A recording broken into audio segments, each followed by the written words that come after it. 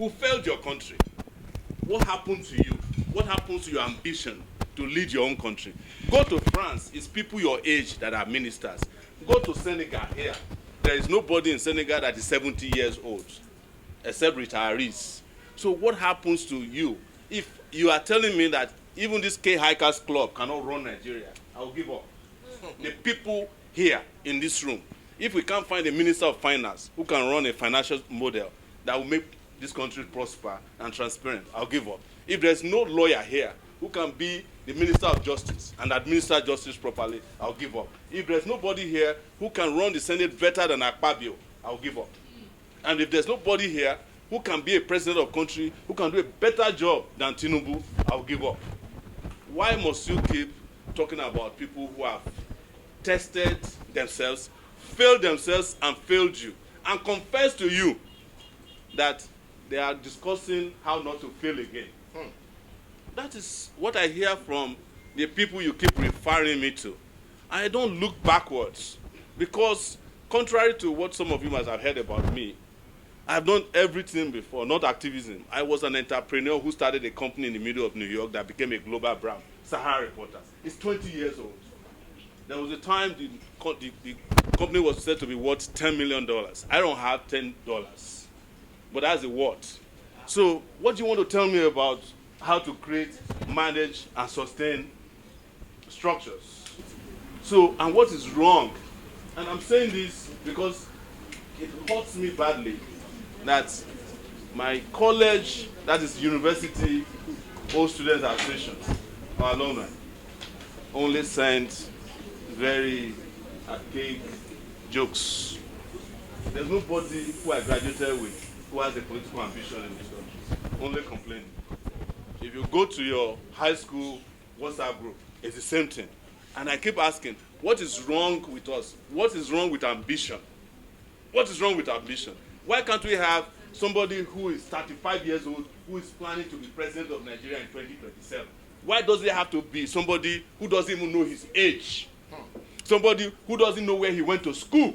Somebody who doesn't have a certificate? Somebody who has a global criminal record that he's preventing from being released from the USA? That is the person you want to be discussing with me. Or the guys who were governors for 8 years, and you cannot go and spend vacation in the state they govern. Even they themselves do not stay in those states. After they finish their governorship, they will leave the next day. How can you govern a state for 8 years and you can't live there? You go and live in another state governed by another person. We shouldn't be proud of that. We should be proud of people who are governors for 8 years in their state, and they stay there and ask you to come to my states and live with me because they have transformed the state. The reason I'm responding this way, of course, you all know I'm passionate. I'm just coming from court today. This is my second court hearing, criminal trial in 2 days, simply because I'm asking for the country to be better governed. Nothing more. I didn't steal anybody's goat. I did not kill anybody's child. I've never done a contract before. It's not before the EFCC. They are trying me for cyber crime because I said govern this country properly. That's all. Thank you for saying just pull it down to one. So yesterday on the news, I noticed that Nigeria's talking about doing universal health coverage on everybody, making people have to pay for health care. I don't know if y'all are paying attention to this because it's going to tap everybody's pockets. Yeah. Kids, this is something from, of course, the Western world, right? My question to you is this. Nigerians is discussing expanding universal health insurance coverage, which y'all are going to have to pay for, right? Through the National Health Insurance Authority. Yes. However, many hospitals lack equipment, emergency capability, and trained staff. Should Nigeria focus first on fixing the hospital's infrastructure and emergency care systems before expanding insurance coverage? Because you are asking people to pay for something that is not there. Thank you. So Nigeria has 3 levels of healthcare system. There's a primary, there's a secondary, and there's a tertiary. The tertiary is what they call the university teaching hospitals. The first 2 has collapsed. The third one is on the verge of total collapse. There is nowhere in Nigeria where Nigerian leaders, there's no hospital in Nigeria that the Nigerian leader can walk into to be treated. You don't even trust the hospital. In fact, Nigerian leaders can't allow themselves to be embalmed after they die in a Nigerian hospital. They can't preserve even their body. The last president who died in Nigeria, former president, died in London. Embalmed there. He was a Muslim. Then they brought his body to be interned in Katsina. The question is, should we not fix it first? Of course. And our position, my position, is not even insurance system. I lived in the US for 20 years. Insurance in itself, slow death for anybody who is sick and poor. That is why your congressmen have the best insurance policy than the people shitty insurance policy. We are for free healthcare. The Nigerian people haven't gotten to a point where you have people, 100 million out of 200 million people living under $1 per day, who can afford the kind of health insurance that is killing people in your country, in the US. I'm assuming, based on the way you're speaking, that you come from Trump's country. So don't announce it in public here. Because Trump has screwed up the US so bad, nobody loves that country anymore. But so for us, it's to build from the bottom up, to build primary health care for the rural areas, secondary general hospitals for towns and cities, and to equip the tertiary institutions not to treat people for malaria headache, for research. Because that's where the solution lies with tertiary institution healthcare system. It's for research. It's for to look at very complex diseases as they emerging and the triage for how to treat them and pass them on to primary, secondary healthcare systems. So the problem is that the Nigerian leaders here are not interested in building hospitals because they don't go to hospitals here. They are not interested in building schools because their children don't go to school here. They are interested in building houses for judges because they need the judges to survive the cause of justice. That is what Nigeria is about, and that's what we always say, which ties to my first question, that I can't identify with the guys who failed this country up to this point. Nobody can appeal to me that you're a governor, president for 10 years. You can't build a hospital that you, the president yourself, can go to. You are governor, you don't have one hospital in your state where somebody can walk in and get cured of headache. I'm not talking about any complex disease or malaria. Most Nigerians treat themselves with a variety of pains, They treat themselves with herbs. If it doesn't work, they put together some medicine, whether it works or not. And if it doesn't work, they submit themselves to pastors or imams who are worse than those ones are sick themselves. And when they are sick, they don't drink anointing oil. They travel abroad with the money of the poor to treat themselves. They don't wait for God when they are sick. But when you are sick in their church, they give you a handkerchief and pour anointing oil on it. The oil is from a person who doesn't even know God. Countries like Italy produce the best anointing oil. They don't care about God. It's for cooking. But the pastors pour it on you so that you can die. And you can go to the heaven he doesn't want to go to. But you and I both understand. Thank you. I know it's not so much a question. Both of us know that what that means when they start taking this money out of the layperson's check. And they passing these laws without even the layperson even thinking about it. So once you have to, each person in here have to pay for this universal health care, but there's no hospitals like you said. What happens? Where's the money gonna go? What I'm worried about is that this universal health care insurance that you're talking about is not even a Nigerian version of any health insurance. It is the US coming in to steal our personal information. Yes, this emerged from the US recently. It is an agreement between the US government and the Nigerian government to take the personal information of Nigerians as they collect your insurance information. Okay. And then you become a guinea pig in their international experiment. Sadly. I must commend you for your consistency and your punctuality time. Thank you very much. And okay, from the trending stories we had in the last weeks about the Minister of Works, Dave Umahi, and Madam Tracy. Yes. And we saw how the whole story turned out, where she now ended up apologizing. So looking at the justice system being faulty, also looking at the electoral system being faulty, and I believe you are still interested in becoming president of this country. These are two major faculties that can push or pull anyone into power. Yeah. What strategy do you have different that you think can guarantee you presidency in 2027 or whenever? My strategy is you. And you having the consciousness to understand that by themselves, and I'm saying this, I'm not lying, and I will never lie to you. Elections cannot bring about change by themselves in Nigeria. You can't. The next election has been decided against all of you. Whether you like it or not, nobody knows more about this because I formed the political parties in 2018. And we know where elections are going even before we go into this election. And that was the reason why I called for a revolution. I'm sorry about those of you who are shaking your heads about revolution. Only a revolution can deliver this country. But the revolution might happen through the ballots if they know you are determined. But it might happen the other way if they also know you are determined. I've always said it, and I've been charged before a federal high court for treason, that I wanted to overthrow the government. I never deny it. Anybody who is not willing to overthrow the current system is mentally sick, because the system is rigged against you.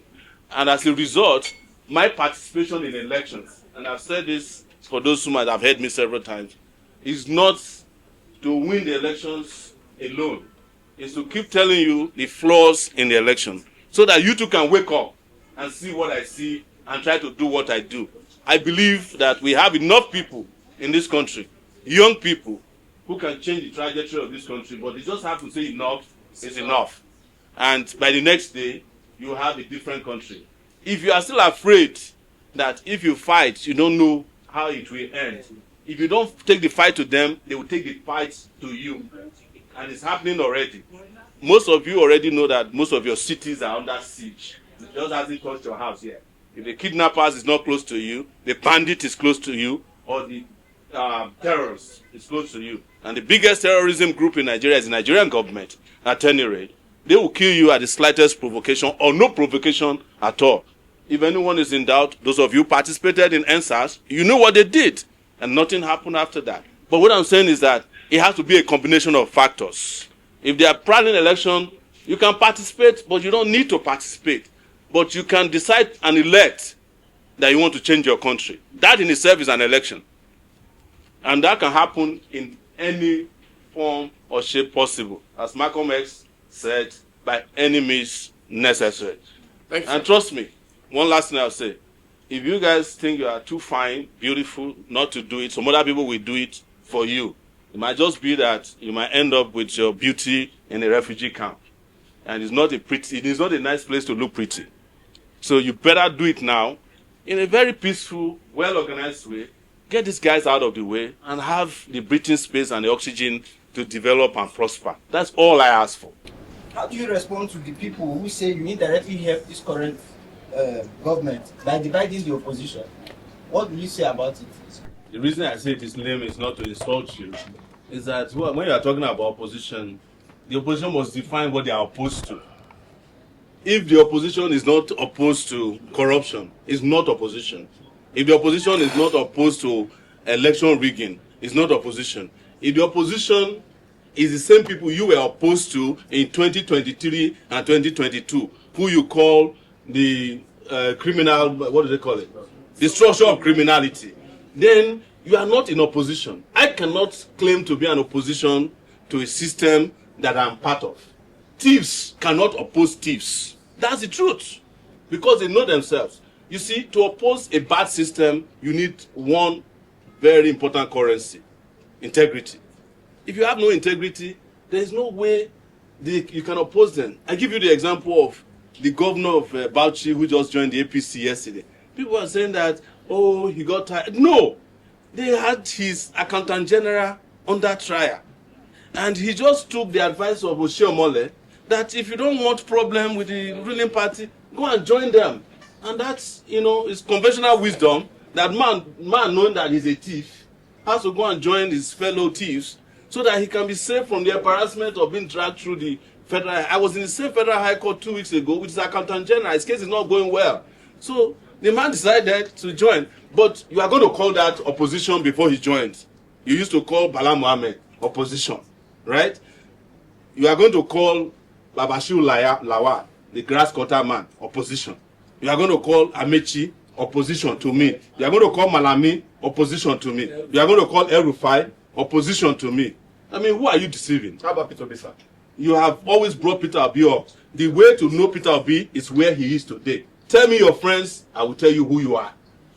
It's as simple as that. If you have to exist, and the only people you can exist with in the political system are thieves, that you identified to us as big thieves in 2022, and you are now the treasurer of the thieves, don't tell me that you don't like thieves. If you are the treasurer of killers, don't tell me that you don't like killing people. But as always challenged most of you, why don't you for one day just sit Peter? You have Peter Obi in your midst. I saw him here. Ask him, when you were governor for 8 years, why didn't you build Anambra like Dubai? So that all of us can go and be spending weekends there. I would love to be in Anambra. I just came from Aba 3 days ago to protest. Some guy there, who is a member of the Labour Party, claims that he has transformed Aba. That's Alex Oti. You understand? But I went to Aba, some transformed, partly not transformed. I don't believe in half transformation. Because when you enter into Ariara Market, which is the biggest economic hub there, the place looks like Jurassic Park. But when you get to the main road, of course, there's some, but mine is total. And I'm just answering you truthfully, because some of you will come back later and say, well, we wish we listened to you when you told us the truth. And my nature is that I tell the truth, and when I'm done, I will leave. It's up to you to accept or reject my hypothesis.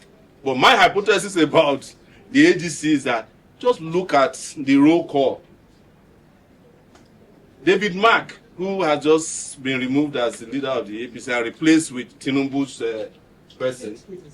David Mark was the governor of Niger State when I was in secondary school, 1983 and 84 or so, under Buhari, when they were doing environmental sanitation.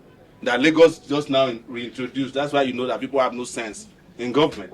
What I'm trying to tell you is that you can't just tell yourself the truth. Do you want to keep recycling failure, or do you want to get rid of failure from your system and it might take a little longer, but we can put a system in place that makes this country compete with any country, if not in the USA or Europe, at least South Africa. At least South Africa. Okay. About you, and I saw that you've been doing this protest of the thing from your SUG days, and right now it's still happening. But I have not seen where you protested and achieved for that very protest. You protest, bring people out, you don't achieve an aim for that protest. That one will end, and you move on to another new protest. Why do you always bring people out, and when they throw tear gas, you'll be the one running, shouting revolution now? Are you trying to motivate the people to start a war, or you are trying to, because I personally don't think you're fighting for the people. I think you're fighting for yourself. Okay, thank you. Because in 2019, you were interviewed by Ebuka, and he asked you, why do you think you are qualified to be president? You told him that Mr. Mandela came out of prison as an activist and he became president. You made the instance of Obama, and you said you have done more than that. So you are qualified to be president. And right now you are still protesting. You didn't do the Igbo protest in Abuja or Lagos where people are saying, so you went to Aba to gather Igbo people. Is it that you are trying to put it in them to understand that they need this war? Okay, thank you. Well, let me activism and content creation. I appreciate it because that means it has content. Yes.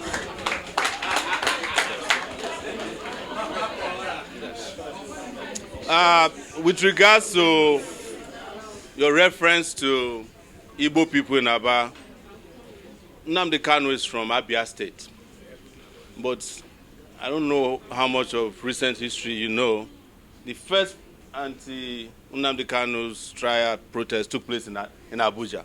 And I led it. In fact, I ended up in prison for 4 days because of that protest. That was in October of 2025. Now, talking about results, I was the one who protested for the woman who just got 110 million naira from a minister. That's the result. I protested last year on behalf of policemen. 74,000 of them got promoted. That's the result. I protested against an IG of police who was removed. It has never happened before that an individual ever protested an IG of police and he was removed. But most importantly, when I was in my SUG days, I was one of the people that protested for the democracy you are enjoying today. That's results.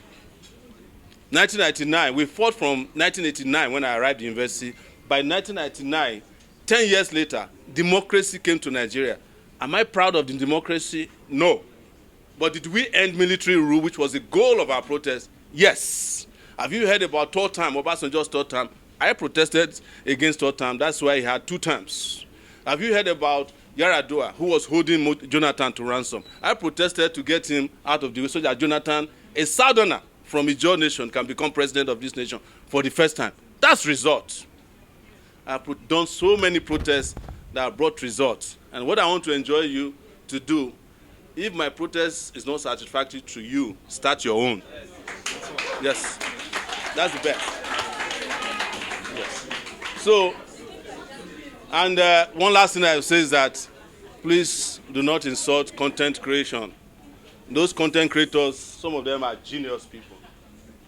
They are not. They just don't wake up and create content that make you laugh. In a country where things are hard, it's difficult to make people laugh. So content creation is actually creativity that is driven by a genius and a human brain. I'm just saying that. But again, thank you, and I respect your right to state what you have stated, and I hope I was able to answer your questions. Thank you. You're coming out as a candidate for the next election, right? Next presidency election. I just want to know, how do you plan to defend your votes? Or rather, how do you plan to defend the votes, considering this was a very big issue in the last election? Thank you, sir. Thank you. I could say something to you about votes and defending votes. I might take you too far into history. When in 1993, a man known as Abiola in this country, billionaire, defeated his opponent, but his billions could not save him. It was myself and some young people in the SUG days that helped him defend his vote. And that vote did not materialize, but it wasn't because we didn't fight. It was because we didn't have enough people fighting hard enough. To talk about defending my vote, when I was here the last time, some person stood up, some friend, he became my friend later, and said, how are you going to defend your vote? And my answer was simple, and I'm serious about this.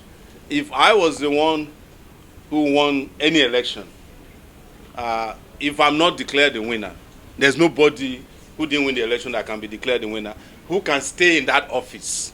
If we take my life, I'll give it.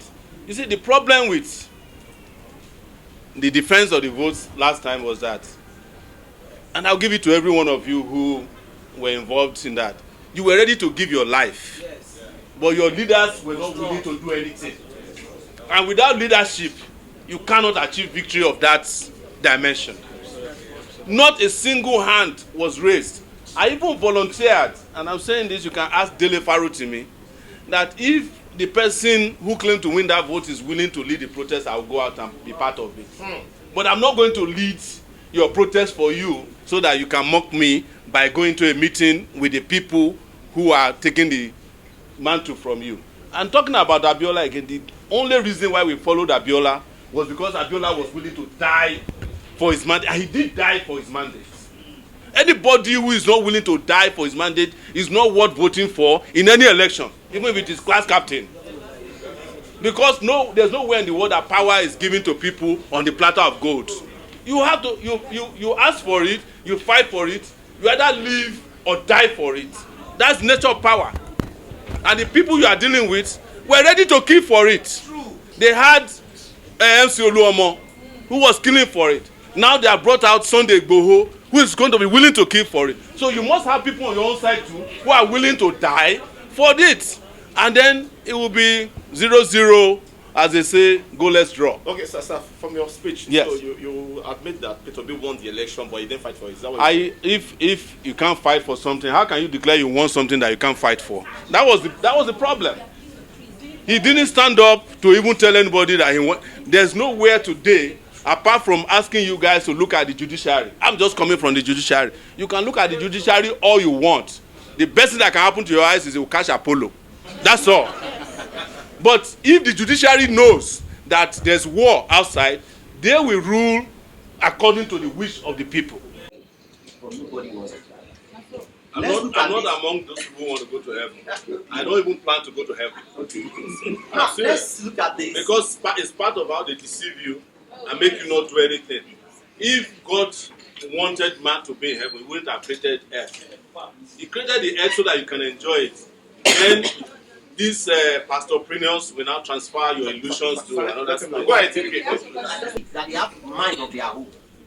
How do you think it's going to be easy to convince them to come out and fight for protest? We all know protest no longer works. There's no amount of protest that people have been doing that is yielding. Take for instance the one that happened when 3K or the FCTD paid people's salary. It didn't work, it didn't yield. The amendment of the election is still being held. All of a sudden, overnight, they came and announced. And what happened? Now, people need what they call assurance.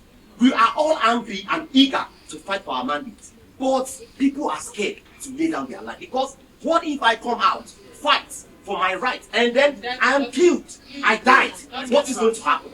Who is going to come out and lead us? Thank you, sir. There's nobody, and I like what you are saying. If you are a Nigerian, and listen to me properly, you are going to die anyways. Yes.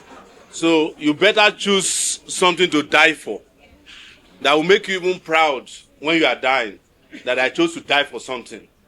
It's a matter of time, and I mean time, if things keep going the way it is, that you start dying for nothing.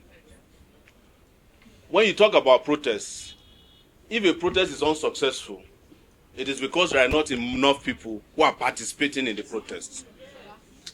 If a protest wants to be successful, just let everybody leave whatever they are doing. Go out. A protest done by everybody on the same day is called a revolution.